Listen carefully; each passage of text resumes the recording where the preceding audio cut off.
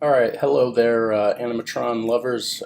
I got a nice little walkthrough tutorial for you guys to go through. Today we're going to be looking at how to create a character from using some of the assets from our content market. And we are also going to be rigging that character up with our new bone tool. And then I'll also show you how to cut some of your solid characters apart and hopefully get them ready so that you can use the bone tool to animate them as well.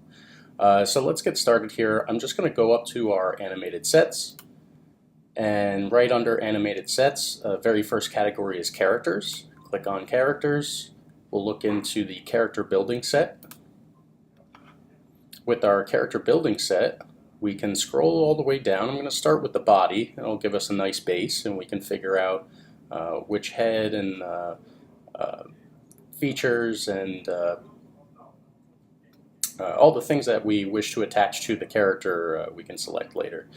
So this looks pretty good. All I have to do is click and drag to my canvas, and we have a torso, some arms, hands, and legs for our character. So let's go to maybe shoes next. This is in no particular order, just whatever you feel is comfortable with your character design at the time. So let's go with some nice red Converse. And we'll go up to the top here, choose a character's head. Let's see what we got. Oh, okay, we can put a neck in there too. Let's do a square men's neck. We'll tuck that in there where we feel like it should be oriented. I'll arrange everything later so all the appropriate layers are on top of or behind each other. And let's get one of these characters' faces on here. Let's do a nice awkward grin. Give it some space so that drop shadow in the neck area looks like he has a chin, giving off a nice drop shadow. So now that our character has a relatively good amount of features on it, here I'll add in some hair. We can even add some glasses, maybe a hat in there. Let's do that. Alright, so our character is relatively put together. I mean, you can keep adding assets onto our character as it currently exists. You can draw them yourself, import pictures, and try to recreate the pictures of caricatures or celebrity faces or whatnot. So right now what we're looking at is the neck is above the body and the legs, the initial object that we dragged in. So what I first like to do is organize everything so it's in the proper order. The neck is going to be behind the torso and legs. So what I did was I just clicked and dragged the neck from above the, call this torso and legs, and the neck here, I just dragged it below on our layers panel.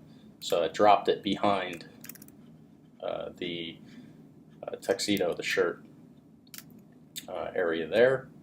Everything else looks to be layered pretty good except for maybe the shoes. So the shoes, instead of, let's say we had a bunch of layers here, we didn't really want to bother with clicking and dragging them through these layer stacks. All you'd have to do on the canvas is right click on the shoes and go to, where is it, send backwards, and this will send the shoes down to the very bottom of the stack, and you can see that happened here in our layers panel. So now everything is laid out properly, and this will be our character to animate. So we have to prepare it for the bone tool to be able to set it up for one, and to be able to lay out the bones properly. And this requires a little doing, but it's actually relatively easy. So what we're going to do is we're going to start with breaking apart the body section. And again, that was the torso and legs we added in first. And all I'm doing is I'm clicking on the layer. I can right click on it. I can click break apart. And now you'll see that all of these layers that had been buried inside of that movie clip for the torso are now visible. So what we can do is go in and collect everything that belongs together. So what I'll do is go through this process of grabbing all the pieces that belong to each section. In this case, I want to separate the torso, right? The upper chest and midsection of the character. I want to separate that from the arms. The arms are going to be separated into the bicep, the forearm, and the hand, and that way we can set them up to animate separately when we start putting our bones into the character. So one of the things you can try to do is click and drag over sections of the objects present on the canvas. This makes it a little easier to grab multiple objects at the same time. For the sake of being able to select the ones we want, I'm going to lock the head, the hair, the glasses that we added in. We can even hide them if we don't want to see them, and make sure that they're absolutely not a part of our selection process. So the other thing is the shoes. Right, so the shoes I can hide and lock, and I can no longer select those, and the neck. The neck doesn't need to be altered at all, so I'm not going to bother with that. Alright, so I'll click and drag. This is called the marquee selection. So I'll just make a nice marquee selection over everything that belongs to the torso. And what I can do is test it, make sure I have all the proper parts. And in doing so, you see that I grabbed the hip bone or the hip section of the pants, and I didn't actually want that in the selection. So I can undo, I'll Control Z or Command Z if you're on a Mac.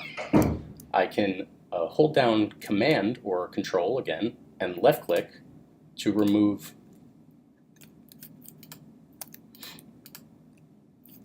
I should be able to remove sections of what we have selected.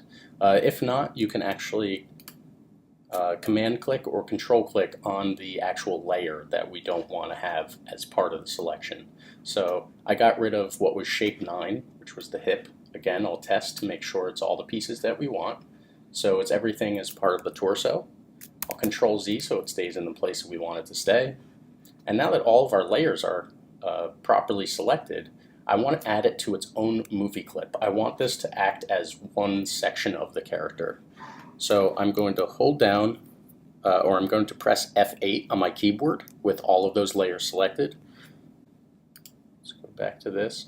If F8 doesn't work properly for you, what you can do is right-click on those multiple selected layers and go to Convert to Movie Clip, and it does the same thing. You'll see the hotkey F8. There we go. So everything has been consolidated down into a single movie clip. Right? So now when I select it, it's all one piece instead of it being multiple pieces. The drop shadow on the shirt and the buttons on the shirt separate from the undershirt and so on and so forth. So now this is an independent object as one whole piece, or what we call a movie clip. And I'll just name this torso. And I'll do the same thing for the arms and legs as well. So we'll go through the process. Obviously, if the character is facing us, this would be its right arm, but for the sake of positioning on the canvas, because we're looking at something in 2D, I'll name it left. So I'll name this bicep, do lowercase, or bicep L. So that'll be my left bicep. I'll go through the rest of the objects here in my layers panel. If you want to, you can actually click and drag this midsection here to make your layers more obvious.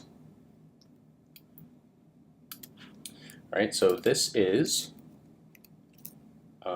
going to be my forearm. So I'll say forearm L. And this is the left hand. So there are certain portions of the hand.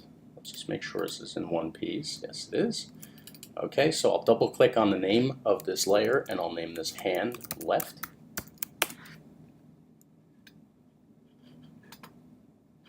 And again, you can even click on the objects on the canvas if you're not sure exactly where to find them on the layers panel here, right? So it's named shape 15, it wouldn't be obvious that that's the right bicep.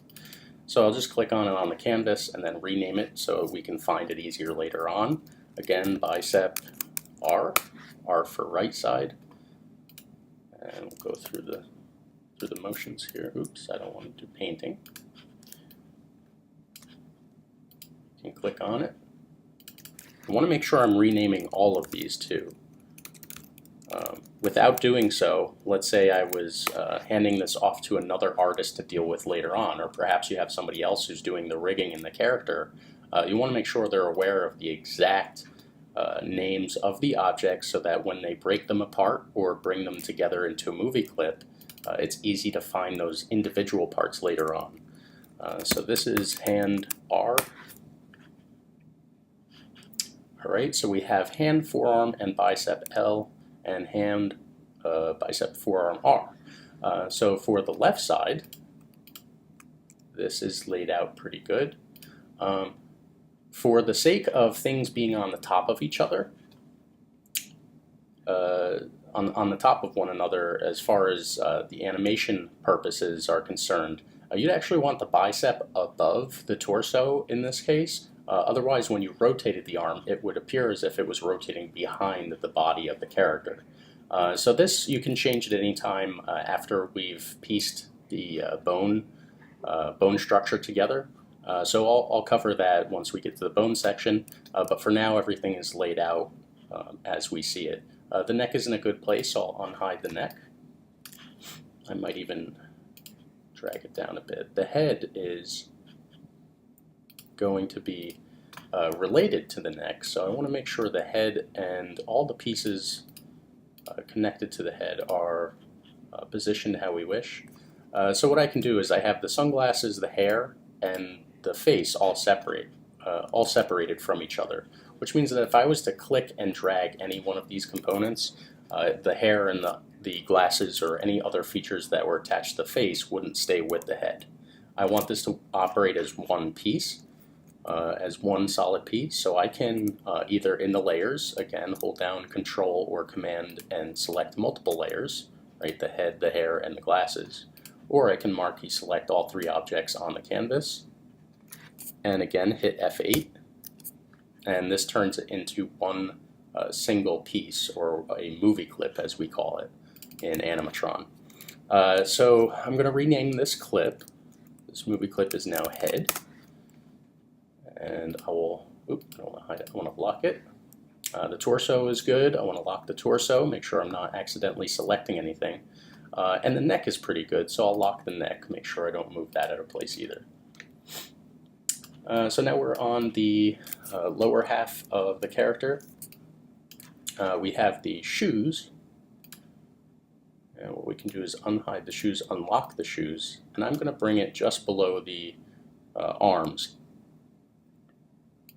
Actually, what I'll do is I'll select all of these objects here and move them above the pants. We'll think about this as from top to bottom, what's supposed to be shown in front of the other.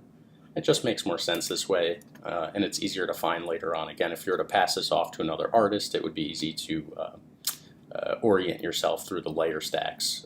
Without the names, it's kind of impossible. So again, we go through each one of these shapes. This I know is the hip, so I'll just label this hip. This part here is the, we'll call this the thigh, right? Thigh L, left side. So I usually like to add underscores. This is just a naming convention pet peeve that I have when you're going in between other programs like Adobe Illustrator. It just makes it easier to locate, and I believe most programs accept, or most software accepts this naming convention as a underscore rather than a space. So I like to use underscores for that purpose. So I'll just go through each part.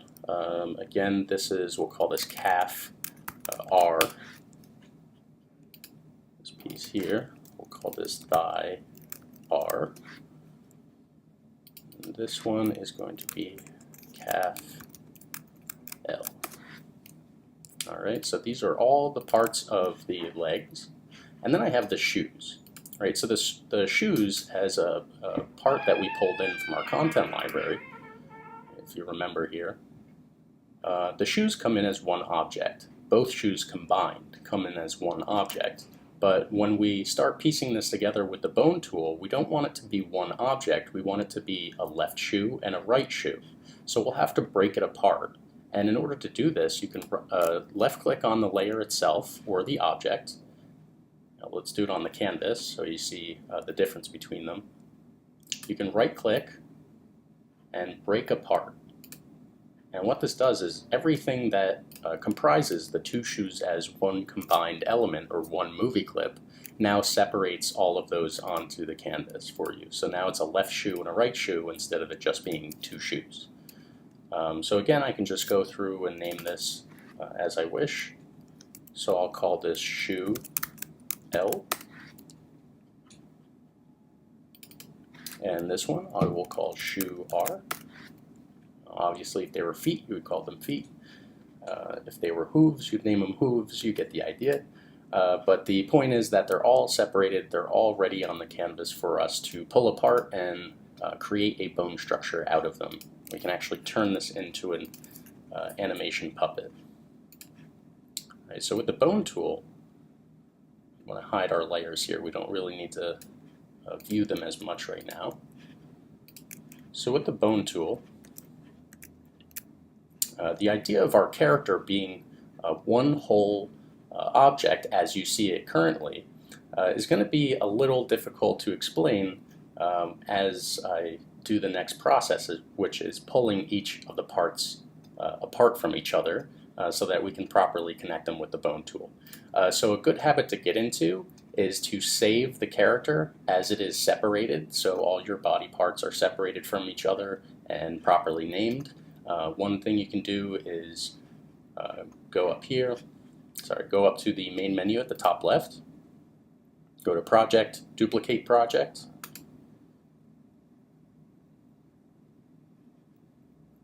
and for the sake of having this to go back to later, almost like saving your project as its own, like having a save point for this character in case anything goes wrong later on, we want to make sure we have a backup. So we'll just call this puppet character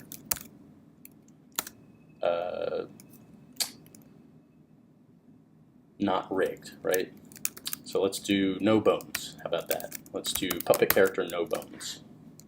What this tells me is when I see it in my project library, it's the character, but it doesn't have bones applied to it yet.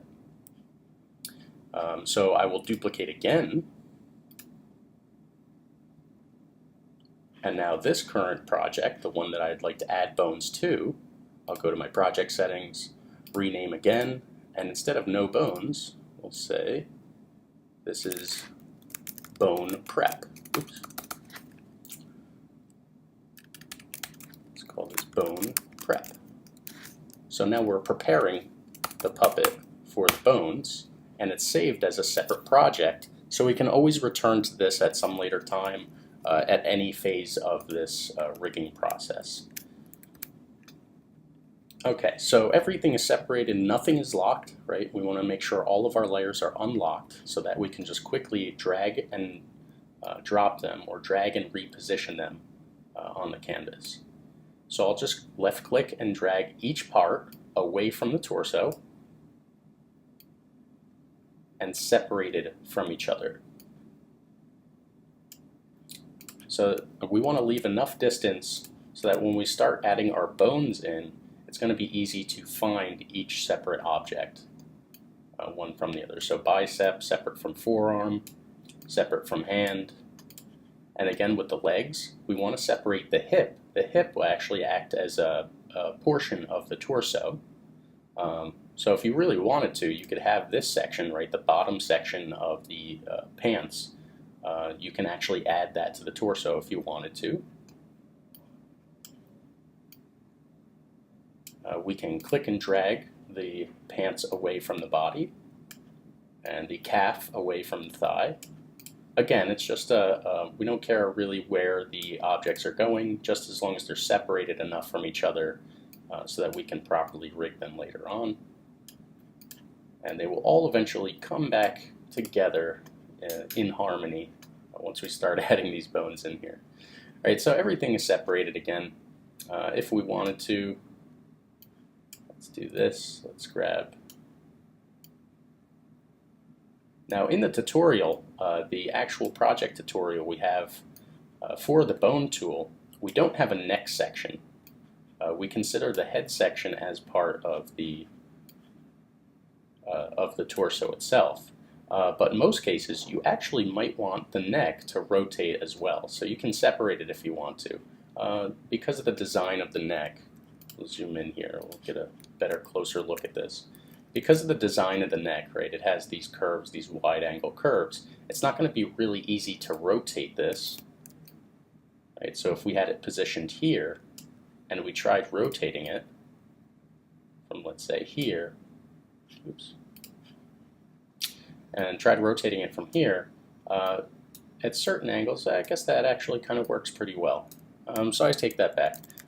If it wasn't designed properly, it would be very difficult to rotate the neck and the head separately. But in this case, and I'm glad to say so, we can separate the neck from the torso and actually have it as its own animatable bone on the puppet character. All right, so I'll zoom back out. I want to get the hip away from the torso, so we can do some work with the hip as well, and add that to our bone structure. Right. So we have the hip, the thighs, the calves, the shoes. Because these are high top shoes, this section, the socks or the high top part of the shoe, might actually be considered part of the calf in the way that it's animated. So if you wanted to, you might actually be able to separate these from the shoe objects from the layers themselves. But we're not going to go that far in depth. We just want a basic character puppet that we can work with. So now that everything is separated, again, we save this project as puppet character bone prep. So being prepared for our bones, we want to make sure that we duplicate, and this project, right, duplicate project, this new project will save as the character with the bones in it. So again, go to project settings by clicking on this gear, go up to the name of your project, and we'll call this rigged, right? R-I-G-G-E-D, oops, rigged. And this means that it is ready to animate, right? A rigged character is fully ready to animate. So that's a little bit of animation terminology for you folks who don't know those particular terms. Alright, so I want to get enough of my character in view without anything obstructing the character itself, so that when we add our bones in, it's just easy to follow through. So I'll select my bone tool, right? It's found right here, it looks like the little puppet. And you'll see that the inspector panel doesn't give you any options. And the only thing you're looking to do is connect everything from piece to piece. So, as a root node, what I mean by root node is the exact center of the object. It's basically where all of the body parts meet and rotate from. In the case of a human, the rotation node or the root node of the character can start at the hip or the midsection, just below the midsection of the character. And since we've separated the torso from the hip, I can click to add my first bone right at the lower section, right in this V section of the character, and you'll see that here. Alright, so again, get enough of the character in view, and I'll click to add my first bone here. And you see when I pull away from that first click, I get this little tail, and this is to find the end of that bone. Now this whole torso is going to act as one bone. So I'm going to find a selection under the very top end. So one bone is going to belong to each section, and I will click again at the very top of the torso. And this is now my torso node, or sorry, my torso bone. From here we want to add the shoulders, just because this is a section that separates the left arm from the right arm. So I will click again, and this node, I would like to add a null node. You'll see the first bone I added is pink. the actual color of the bone is pink, which means it does not rotate. It's not allowed to rotate when we begin to use it as a puppet. But what you can do is shift click, hold down shift on your keyboard, and click the shoulder, or where you want the shoulder of this character to be. And this will create a null node. It belongs to nothing, and it cannot be rotated. I will do, again, the same thing to connect the shoulder, right? This is where this part of the bicep will meet the shoulder blade.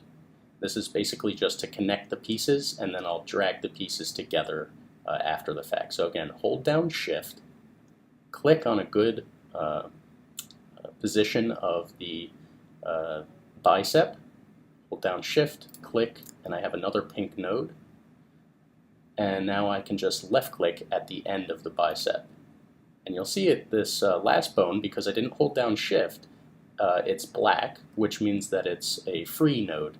It's attached to the bicep, and I'll be able to rotate it after the fact. So what you should understand from this is the pink nodes don't rotate, and they're meant only to connect pieces together. And again, at the end of this, I'll show you exactly what we mean by connecting them. We'll bring them together. So for a connection point, the end of my bicep to my forearm, hold down shift and left click. And this time I'm not going to hold shift because it belongs to the forearm, and I'll left click at the end of the forearm. Because this is a connection bone, hold down shift and left click on the hand. And just to give the hand an orientation and to complete the hand so that I can rotate it, I'm just going to left click, I'm not going to hold shift. Right, so that's a rotation.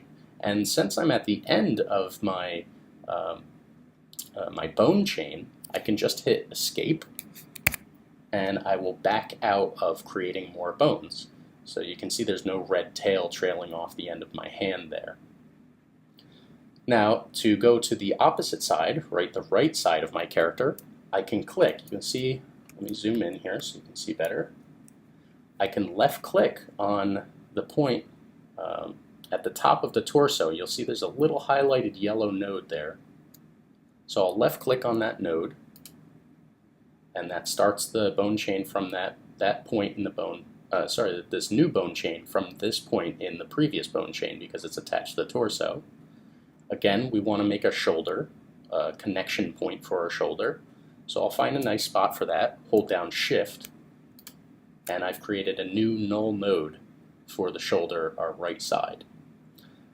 Again, this is a connection point from the shoulder where it's going to snap into place to the beginning of the bicep, so hold down shift.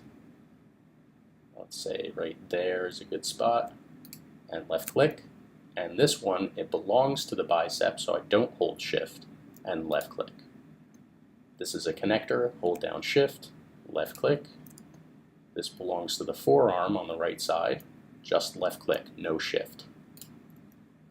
Right, hold shift, click for a null node or a connector bone, and because this belongs to the hand, just left click, no shift. And I'm done with my bone chain, so I hit escape. In this one, I can, let's say, do the head first. So this will be rather interesting to discover where the points of connection are. But we'll try to figure this out together. This is the more complicated part about creating bones for a puppet, is finding out at the exact point on the shape where they're going to connect successfully. So we'll just kind of wing it. We'll see what happens when we pull these objects together, and hopefully we get a positive result. Otherwise, we'll just learn how to fix it. And I'll click on the node again, right? You'll see the little yellow circle pop up. This means I'm connecting to a previous bone chain. For this one, we don't want the neck to rotate because we're connecting it. So I hold down shift, let's say here, shift click, right? So pink is our null node. And this will be my bone that operates the neck, the rotation of the neck. So I won't hold shift, I'll left click, and it's a black node or a black bone. To connect the head to the neck, again, let's find a good point on the head that looks like it might line up properly. We'll have to play this by ear when we start connecting bones together or pulling them together. Hold down Shift, left click,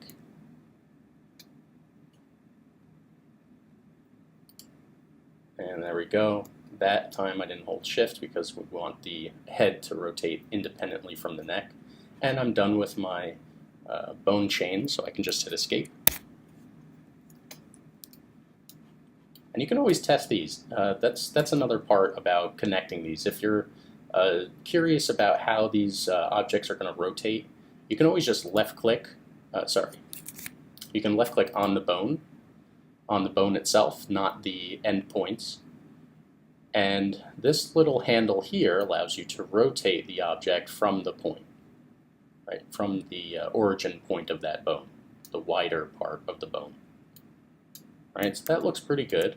I'll undo so it's all lined up. We can do this for each one of these if we really wanted to, and see how these connect and rotate together. So that looks pretty good. Let's go down here at the midsection of our character. Let me zoom out a little bit so we can see the whole set of hips and legs, and go back to our bone tool. Click on the beginning, right? This is our root node. This is the exact center of the character. Right there. I want to connect the hip to it, so we hold Shift. And I'm going to find maybe, let's say, that is the point that we want to connect. Right? The hip needs a bone so that we can rotate the hip independently, and this will allow us to swing the legs out together. So I'll click at the very bottom of the hip without holding Shift. To connect the left thigh, hold Shift at the top, create a null node, and then don't hold Shift and click, left click. Hold Shift to connect the bones, click down the leg, no Shift. Shift click to attach the shoe to the bottom part of the pant leg. Let's say that's about here. Shift click, and then we just left click at the end of the foot. All right, and since there's nothing else to animate or to add bones to, I'll just hit Escape to end the bone chain. And since we've gone through this before, I'll just rather quickly go through this process here on the other side.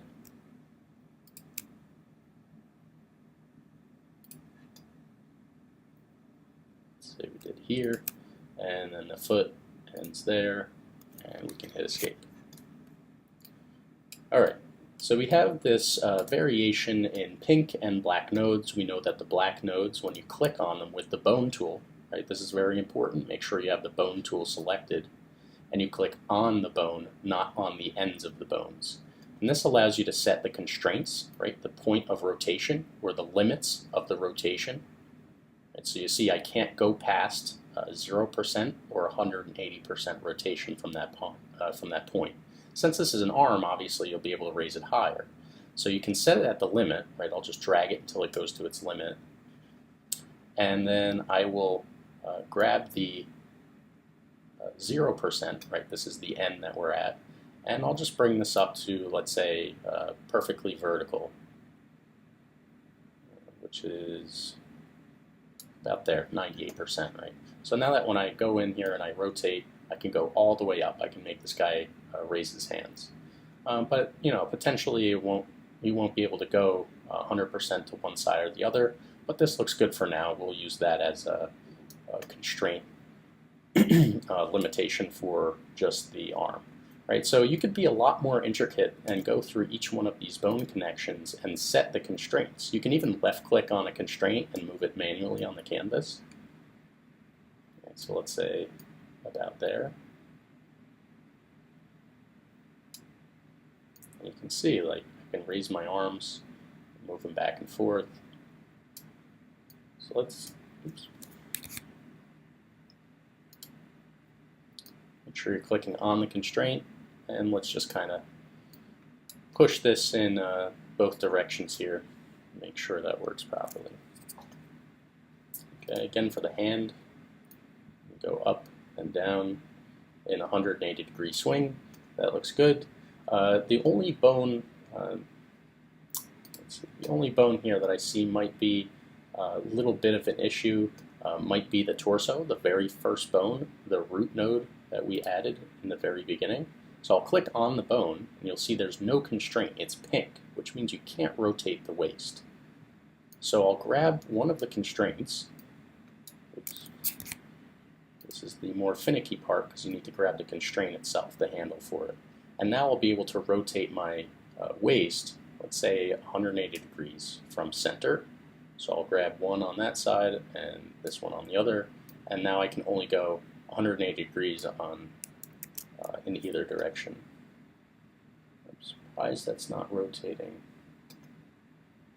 from here. We'll have to look back at that later. I'm not sure exactly why it's not connected to the torso, but you might be able to click and drag the element. It works properly there. Let's see. We'll try using the bone tool. Clicking it.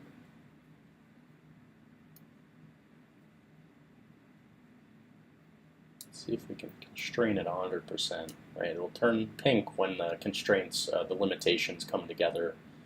So right, you're seeing -90 and -90, and I can't rotate it really.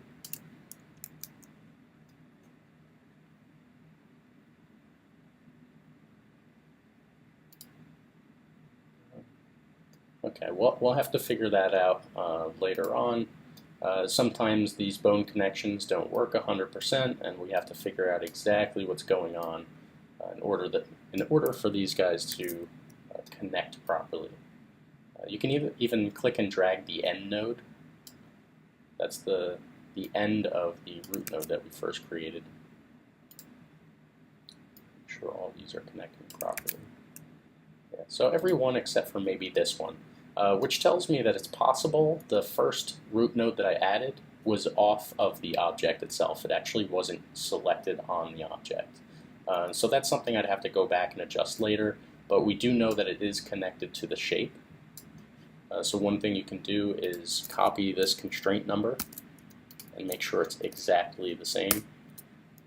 And this will keep it exactly vertical or straight up, so that when we select it, we're ready to animate. We can just click and drag and it moves the whole object together and it keeps it upright.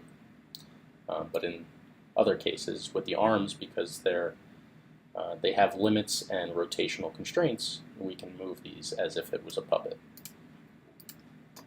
Okay, so for the reason for the connectors, these bones that become our connection points, I can select the connection.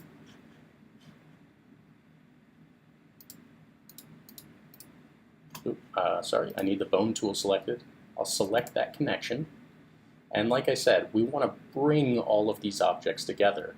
So all of these pink nodes that connect a separated head from a neck, you grab the end node of that pink bone and you just drag it down until it snaps over the top of each other.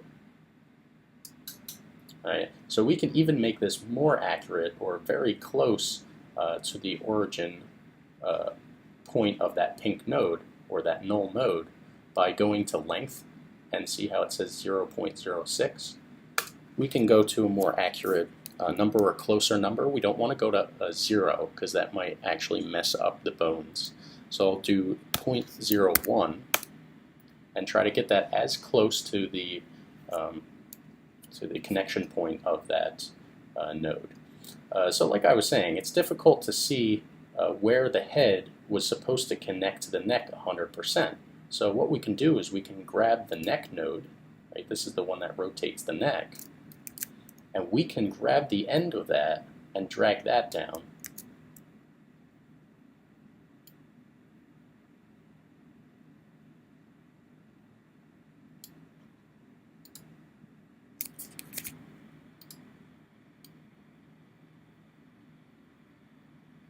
This is the neck node. This is where these two join together. So let's say it's about there. We can even rotate it if we really wanted to line it up properly. So I'll grab the constraints and give this a more vertical positioning. That way the neck moves. properly in that direction. There we go.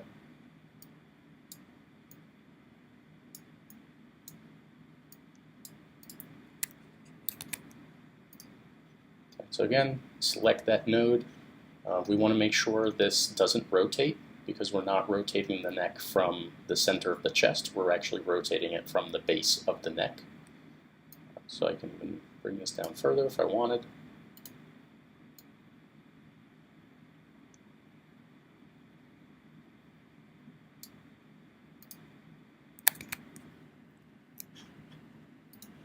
Let's see if we can grab the null node in the neck.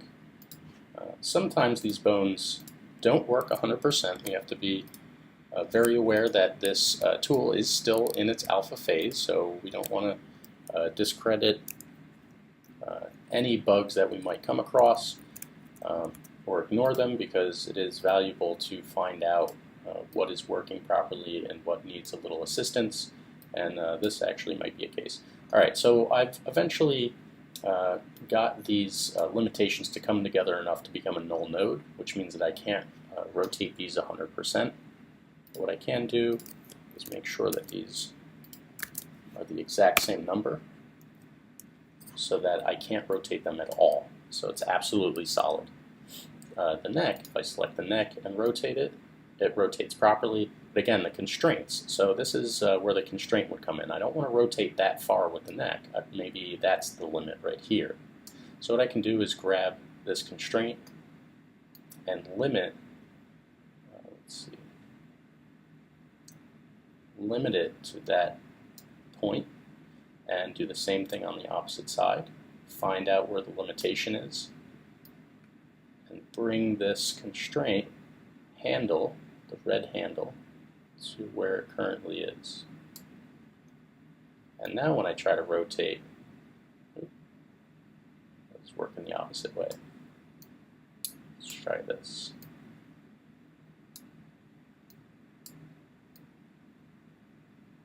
Save that. There we go. So that's the limitation there. And we can bring it to its extreme and bring it back. And that's how we figure out how far the neck is allowed to rotate for our puppet, is with those constraint handles. Alright, so we can leave that as is. Leave the neck go straight up and down like that.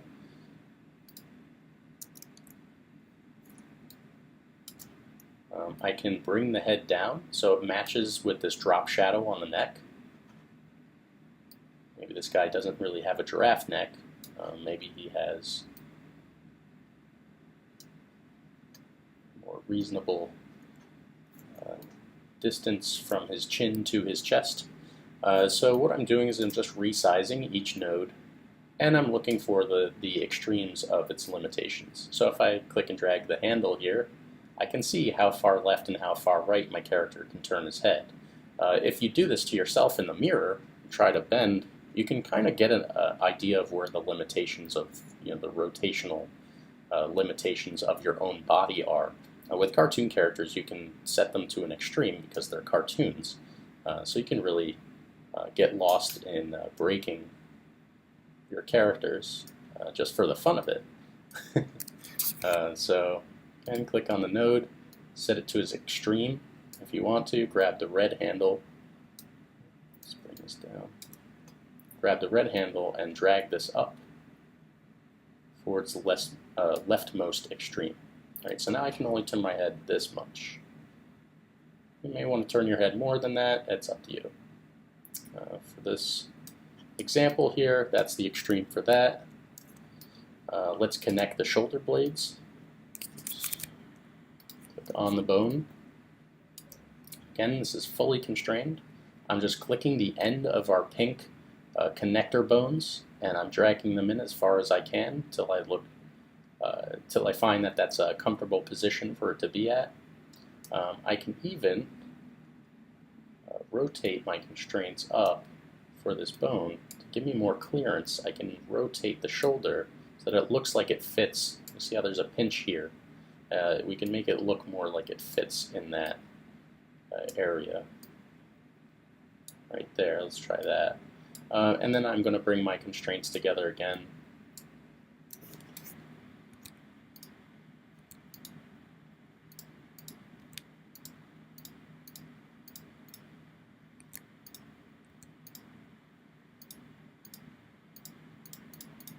There it is.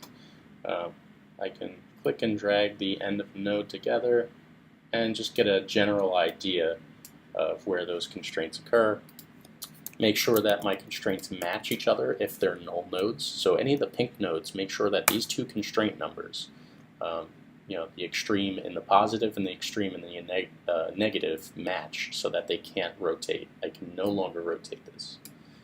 That's just for the safety of your animation process later on. So if you become a rigging expert by doing this many, many times with your characters, make sure that you are being very careful of your constraints matching. Right? Make sure these numbers match each other. And I'll go through here very quickly and make sure that those all line up.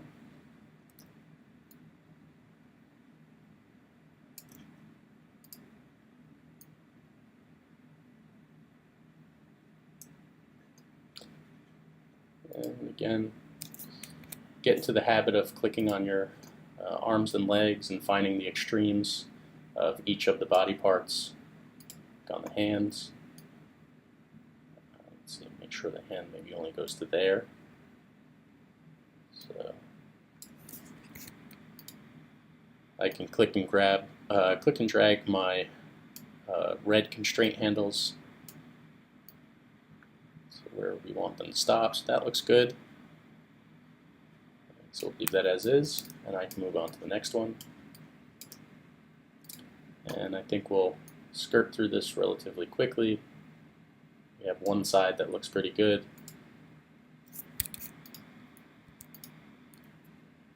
So go here. Make sure my constraints allow for that vertical movement.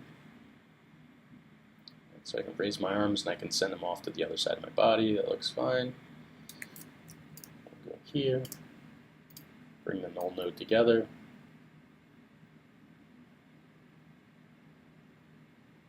Doesn't need to be 100%. You can be very lax with the distance of these null nodes because they don't move. We're not really relying on them as much. They're just to connect one point to the other, or one body part to the next.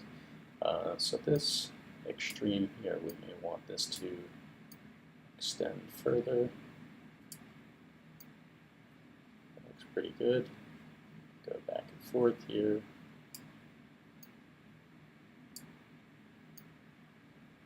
This one has a bit more motion in it.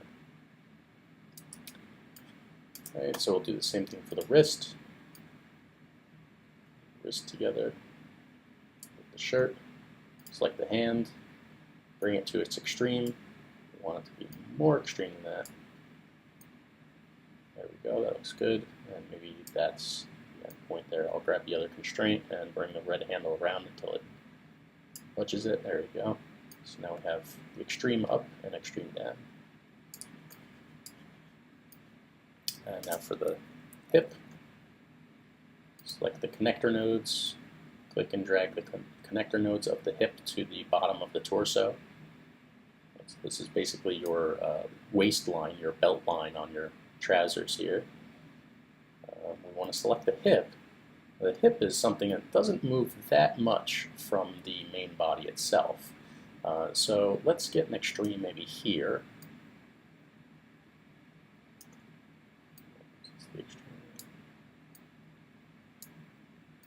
Look at this the other way.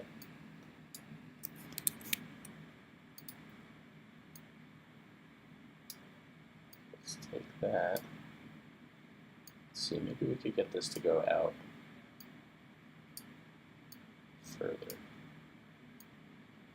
Maybe there. And then off to the left. Bring that side down. Yeah, that looks pretty decent. I'll just line it back up so that the hips are perfectly vertical with the root node.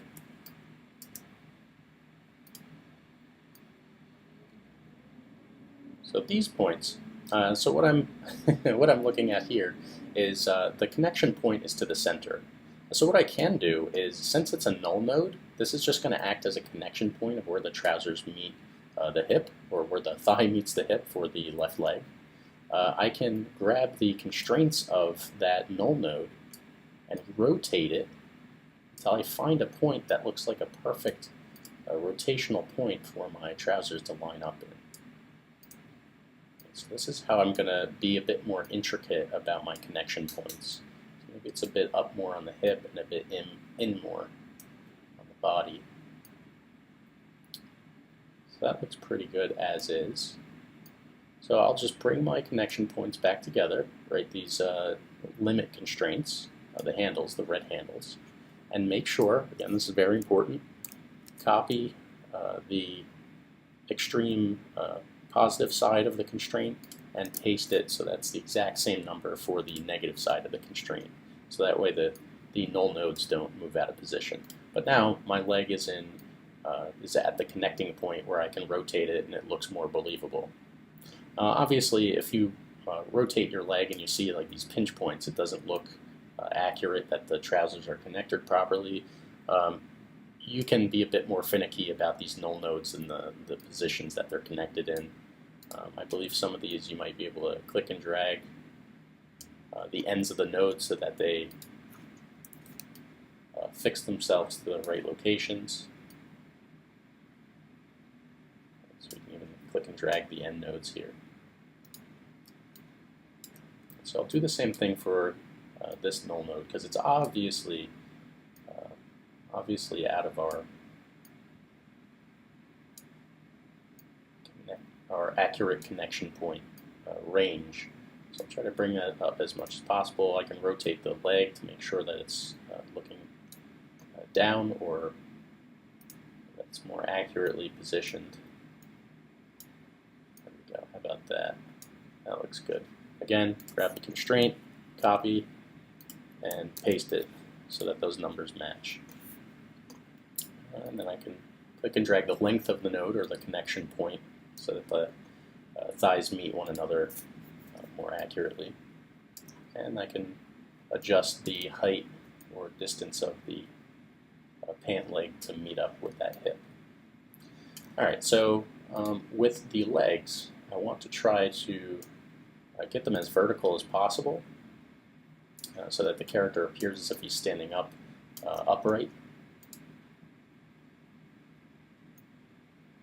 Bring my nodes together.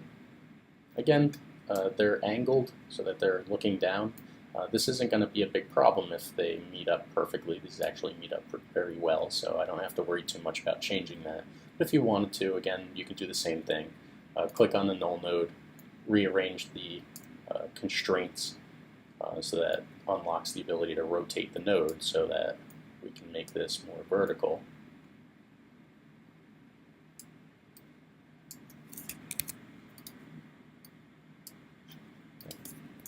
Copy and paste these constraint numbers again. Rotate the leg so that's vertical. And now if I select the null node, drag it together, it should appear as if the legs meet each other more accurately. Alright, so you can get really, really intricate with these, more accurate to the animated possibility of the character itself. So for this is a knee. In the strange event that this knee might require going past this leftward limit. So what I mean by that is, if I was to zoom out and look at my character, if my foot was like this and my calf was in this position, that means my leg is broken. So unless you're intending to show broken leg patients for some sort of medical character or animation, this might be apt for your ability to animate that. But for the sake of this being accurate, that might not be too good looking. I can show you we can set these extremes pretty fairly far here, so that we can get these up on either side. I might be able to rotate my legs and click my heels together, or if I flipped the orientation of the shoes, that it looks like it's going to the right instead of the left, we can actually make this look like my character is walking to the right. So we actually can look into how to make that more believable, or how to achieve that sort of animation. So same thing with this side. Make sure my limitations are accurate, and I'll breeze through the shoes here. Connection points look pretty good. I'll leave that about there. I want this to swing down a bit.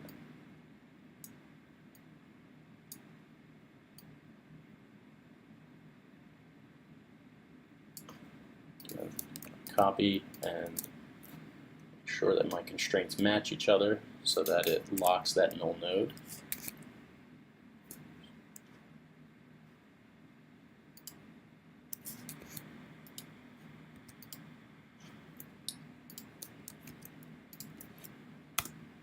There we go.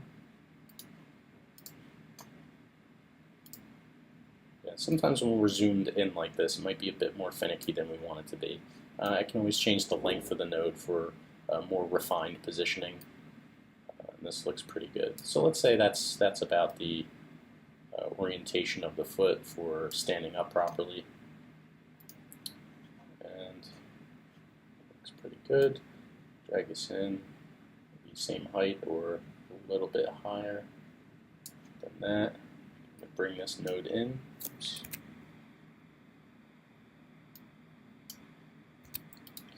Click on the node first and then bring it in. There you go, that works better. Okay, let's see, what extremes do we want? So that's obviously not going to work for us. About there, that's the extreme and the upward. And this will be the extreme in the backward.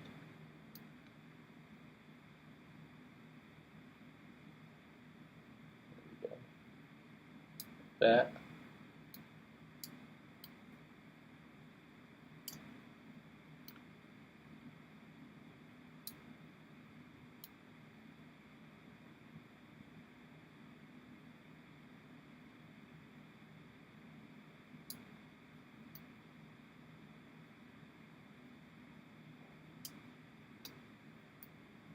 All right, so this is me just being a perfectionist. I'm trying to find the exact rotation points for the high point of this foot, so that the sock doesn't look like it's protruding from behind the pant leg.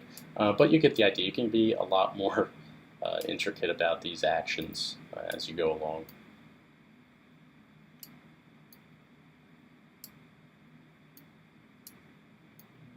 That one. There. There we go. So that's up, that's down. Again, if I wanted to be a bit more accurate, I can tuck the leg in and make sure that that doesn't break the nature of a usable animation rig. Alright, so I'll zoom out. My character is combined. I can now select. Right, I'm just using the selection tool, and this completely ignores the bones. I can no longer grab the bones. This designates our root node of the character, this little blue node.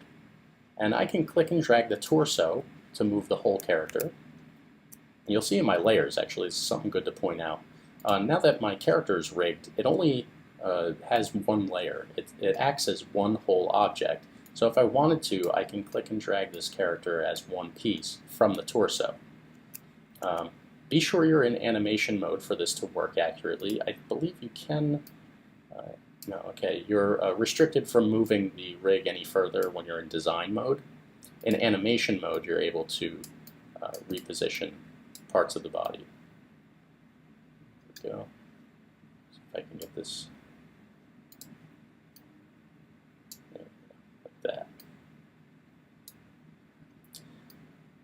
So you see, because I have a series of bones in a chain that have some limitations or rotational constraints to them, I can click and drag from the hand and move the entire arm from one point to another.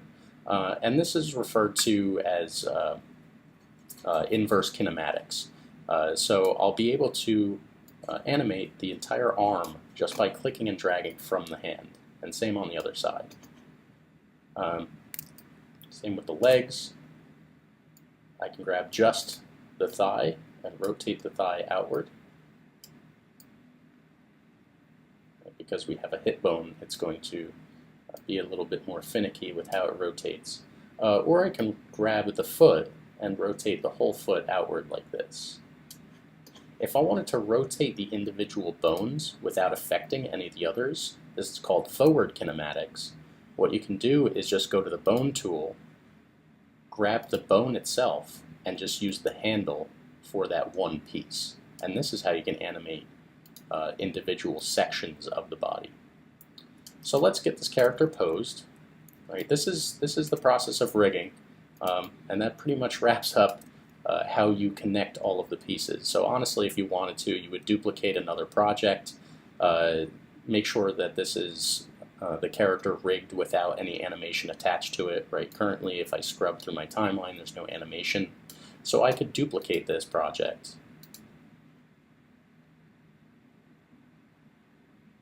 And now my new project,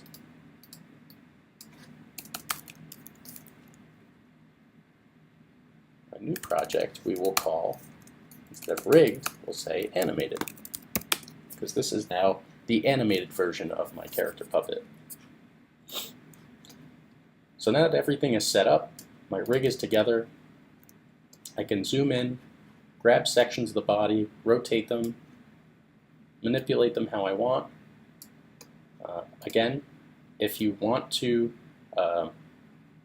change the direction that these shoes are placed, right, now our left and our right leg are pointed, our left and our right knee are pointed to the left, which means this character is probably screaming in pain right now because he has a broken leg.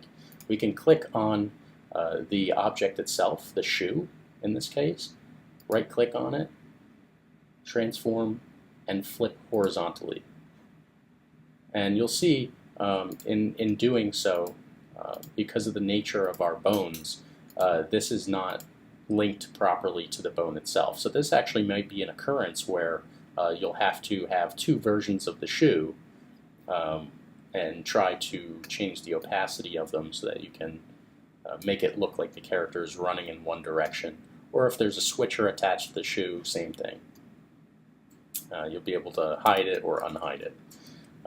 So that's something we can consider or take a look at later in the next version of the bone tool so that this works properly when you flip the object, but that'll make it easier to work with later on. I'm just going to undo because now his foot isn't even attached to his body. So in this case, like I said, go to the bone tool, select an individual bone, and use the handle to rotate it. Now if I want to animate this character, let's give him a nice starting position. I'm going to move the playhead on the timeline at the bottom. I'll find a point, let's say 2 seconds, because this works so much better. I'm going to, again, in the bone tool, select the bone and rotate each part individually for more precise positioning of your objects. There's another constraint that I can set later on.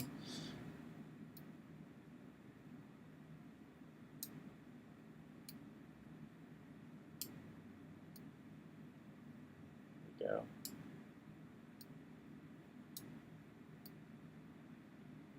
So let's say that's his foot in this position.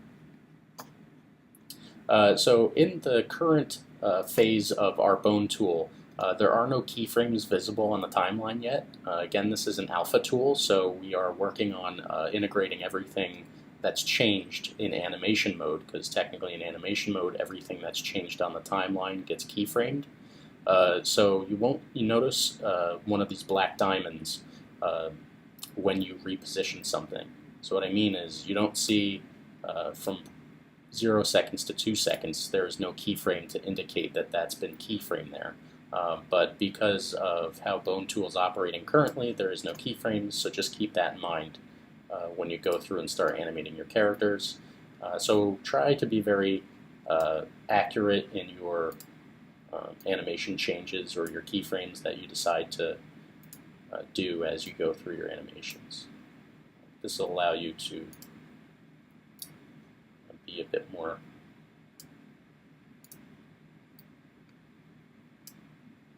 accurate with your positioning. Let's do the character clicking his feet together. Right, boom, boom. Right, so that 2 moves. That's at 2 seconds and 3 seconds. So I just need to remind myself that those keyframes actually exist at 2 seconds and 3 seconds, but you can't see them. And maybe something with the arms. The arms go up. Oops. That way. This way. Arms go up. Obviously, the hands, if you wanted to.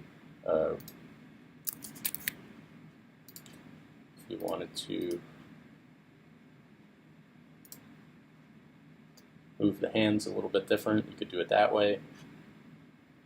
Back to Bone Tool so I can rotate just the hand. Yeah. So again, flipping objects doesn't work 100% just yet, so we'll have to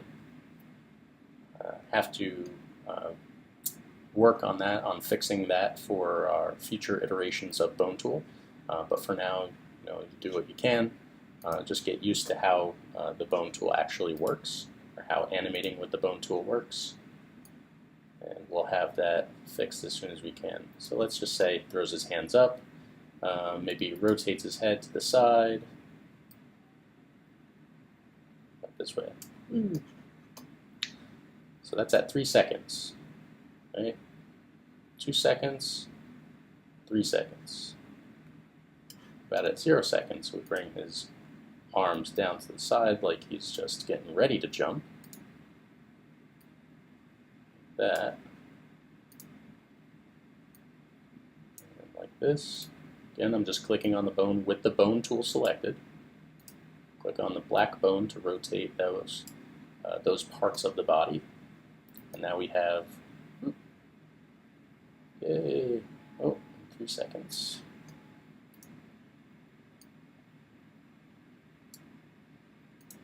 Animate these at 3 seconds, going together. Woo.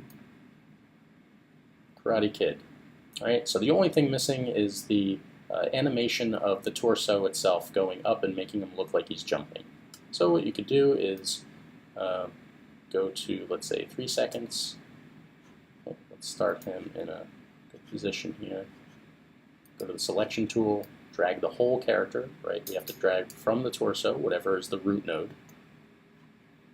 And go up to 3 seconds, and click and drag the torso up so that it looks like he is animated jumping up. Maybe up more, like this.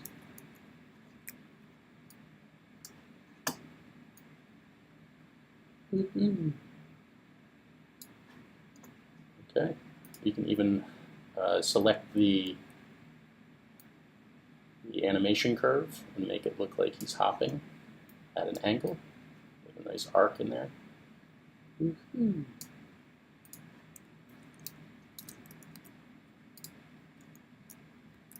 now we have our very first animated character.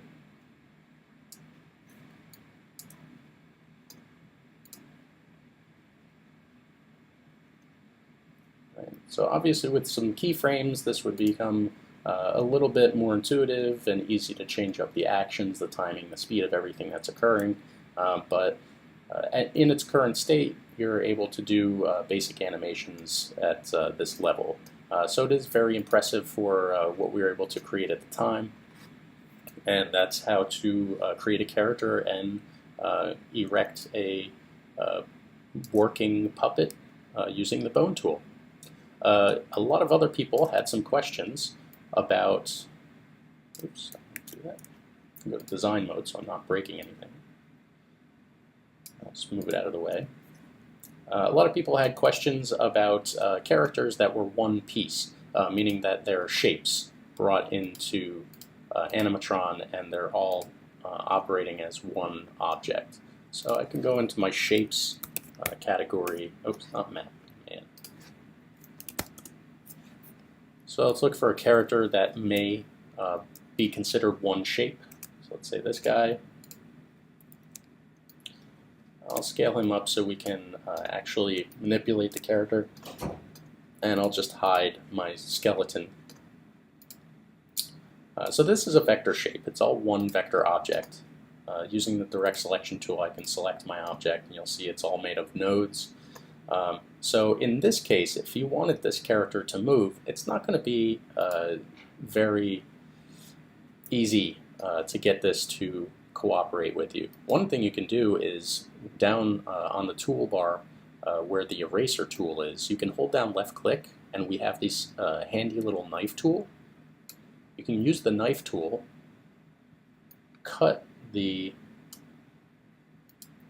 arm away, just draw a line through it, and once you've drawn your line, hit slit, and this will separate the arm from the main body of the character. So now we have an arm, anything that belonged to the arm, like the head, right? So we have the head, the body, and the tie, and the hand at the end. What you can do is right-click on the layer that belongs to the head, the tie, and the hand. Right-click on it and break apart, and it will break apart all the individual shapes for you. All right, so you have hand, arm, man, and you can see how this was created.